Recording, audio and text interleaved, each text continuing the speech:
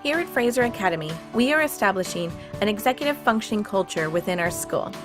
Now you might be thinking, what does this really mean for us as staff and for our students?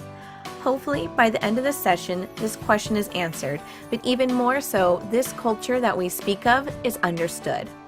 As to why we are doing this, well, most of us probably already have a pretty good idea. I want you to meet Joe. Joe, like many of our students at Fraser Academy, require a little more help staying organized. Can't always seem to remember those steps needed to solve basic algebraic problems, and even more so, remember his own homework or maybe even how to do his own homework.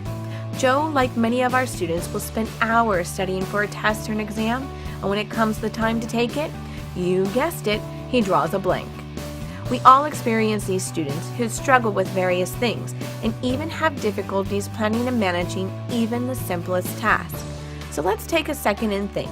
How can we as staff help our students learn how to be organized, learn how to plan and manage upcoming tasks, remember procedures and even basic vocabulary?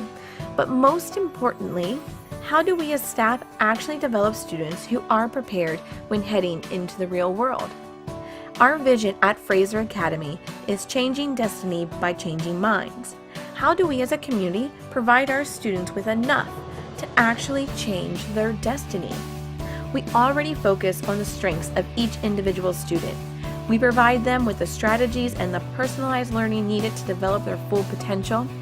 But how can we do all of this and actually change the minds of our students to change their destiny? It all starts with each and every one of us being on board, being willing to work with one another, share strategies and techniques that work in our classrooms, reflect upon our current teaching practices, but most importantly, being willing to accept change for our students. This is our opportunity as a school to do more than just educate students.